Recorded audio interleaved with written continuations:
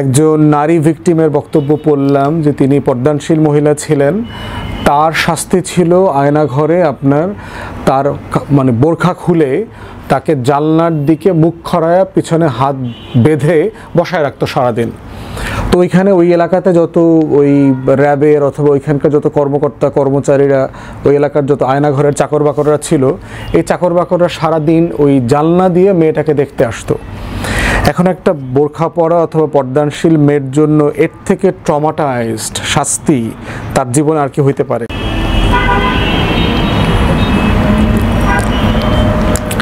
আজকে দেখলাম আপনার গুম কমিশনের যে রিপোর্ট, তার সেকেন্ড ফেজের রিপোর্ট সম্ভবত পাবলিশ করেছে। আপনারা জানেন যে গত বছর অক্টোবরে অন্তর্বর্তীকালীন সরকার ক্ষমতায় আসার পরে গুমের তদন্ত করবার জন্য একটা কমিশন করে দিয়েছে। কমিশনের খুব আন্তরিকতার সাথে অনেক পরিশ্রম করে কাজ করেছেন, কোনো সন্দেহ নাই।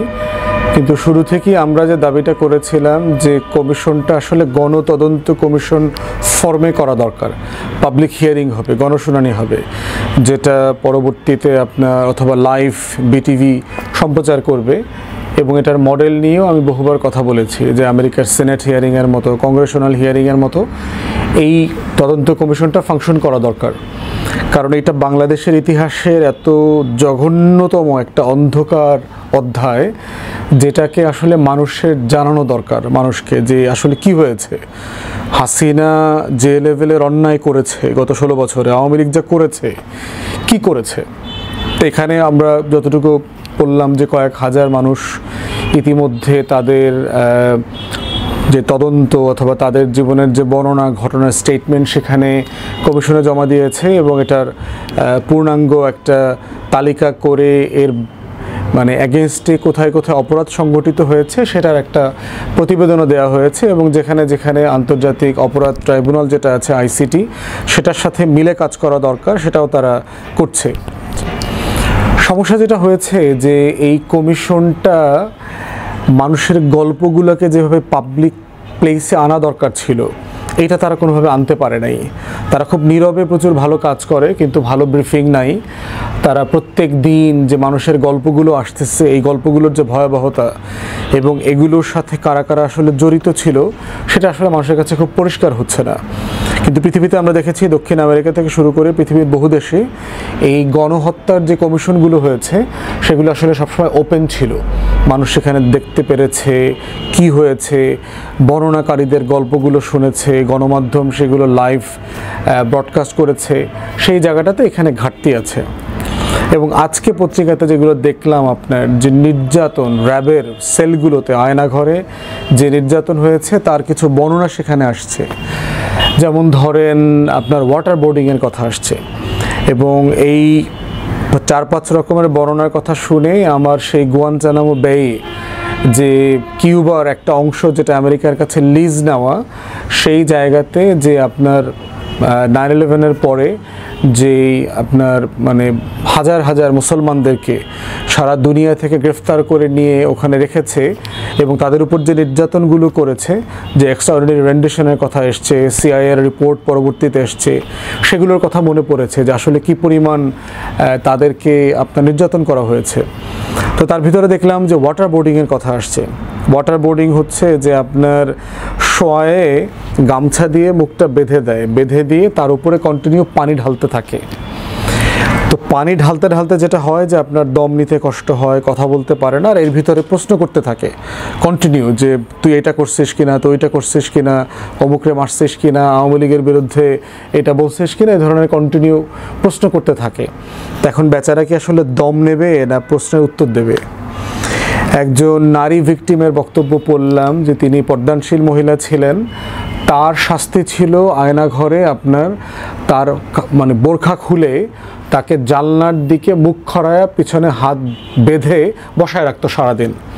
তো ওইখানে ওই এলাকাতে যত ওই র্যাবের অথবা ওইখানকার যত কর্মকর্তা কর্মচারীরা, ওই এলাকার যত আয়নাঘরের চাকর বাকররা ছিল, এই চাকর বাকররা সারাদিন ওই জানলা দিয়ে মেয়েটাকে দেখতে আসতো। এখন একটা বোরখা পরা অথবা পর্দানশীল মেয়ের জন্য এর থেকে ট্রমাটাইজড শাস্তি তার জীবনে আর কি হইতে পারে, যে কন্টিনিউ বিভিন্ন পুরুষ মানুষরা জানলা দিয়ে আসতেছে এবং বাজে বাজে মন্তব্য করছে, কি নিজেকে তো অনেক ঢেকে রাখতি, তো এখন কী লাভ হইলো, আমরা তো সব দেখে ফেললাম। তারপরে হচ্ছে টর্চার করা হইতো, টর্চারের কারণে তার যে মানে ফিমেল হাইজিন ইস্যুজ আছে এবং এইসব সময়ে তার যে হাইজিন ম্যাটেরিয়ালগুলো দরকার সেগুলো পর্যন্ত তাকে অ্যাভেল করতে দেওয়া হতো না। এই লেভেলের শারীরিক মানসিক টর্চার করেছে র্যাবের আয়না ঘরে। তারপরে ইলেকট্রিক চেয়ারের কথা তো আপনারা কমনলি শুনেছেন, যে ইলেকট্রিক শক মানে চেয়ারটা দিয়ে ঘুরাইতো, তো অনেকক্ষণ ধরে ঘুরাইলে পরে যেটা হয় কন্টিনিউয়াসলি বমি হয়, বমি হওয়ার পরে মাথা ধরে, ঘুমানো যায় না। আর একটা শাস্তি ছিল আপনার কমন শাস্তি, সেটা হচ্ছে ইলেকট্রিক শক। পার্টিকুলারলি যেটা হয় যে বন্দিকে বলা হইতো যে তুমি পেশাব করো, তো পেশাব করা অবস্থায় ইলেকট্রিক শকটা দেওয়া হইতো প্রাইভেট পার্টে। তখন যেটা হইতো যে আপনার পুরো শরীরটা কেঁপে মনে হইতো যে সে উঠতেছে, কয়েকতলা বিল্ডিংয়ের ছাদের উপরে উঠে গেছে। ঘুমাইতে দেওয়া হতো না, আপনার 5,000, 10,000, 15,000 মেগাওয়াটের লাইট জ্বালায় রাখতো সারাদিন, তাকে ঘুমাইতে দেওয়া হতো না। তো এই স্লিপ ডেপ্রিভেশনের কারণে যেটা হতো, মানুষ পাগল হয়ে গেছে।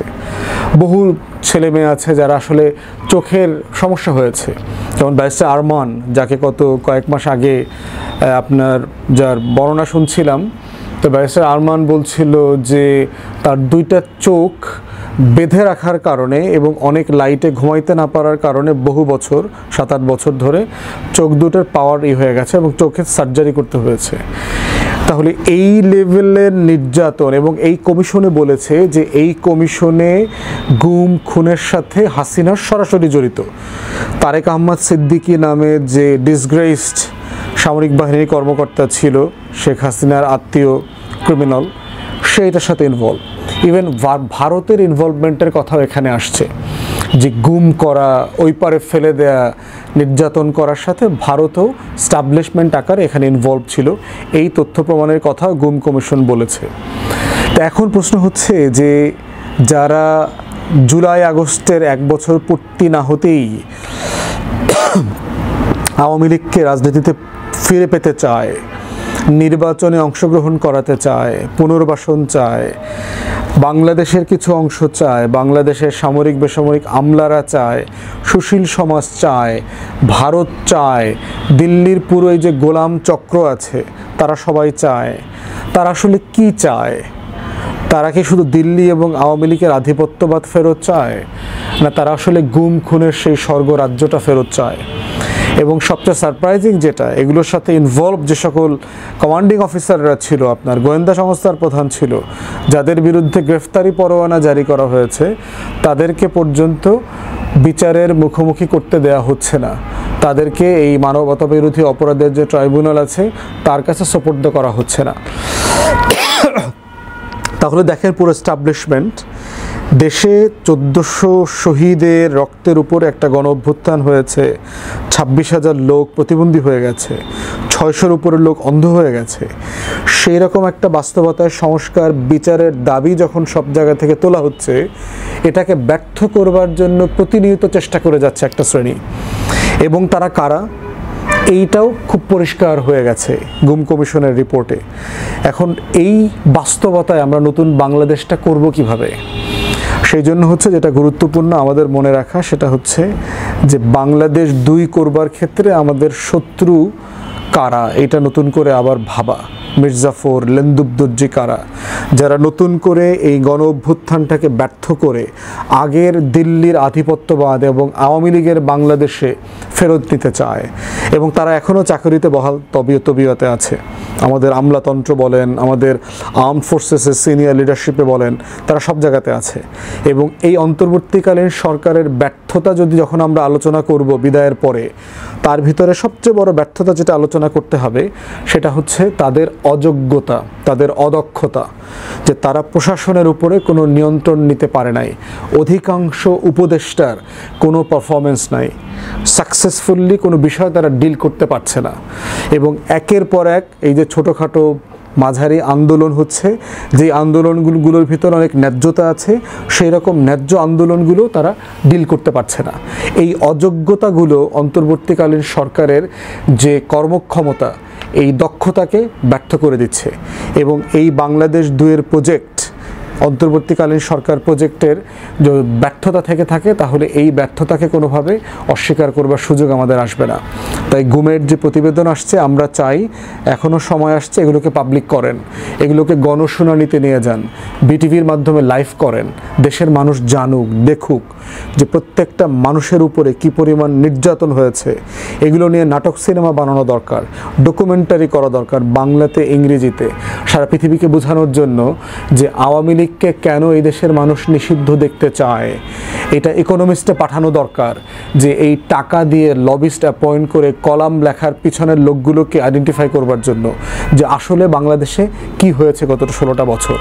এইটা হচ্ছে গুম জিনিসটা বোঝাটা হচ্ছে তার একটা গ্ল্যারিং এক্সাম্পল হবে আর কি, যদি এটা আমরা পরিষ্কার করে জাতির কাছে বোঝাতে পারি। ধন্যবাদ।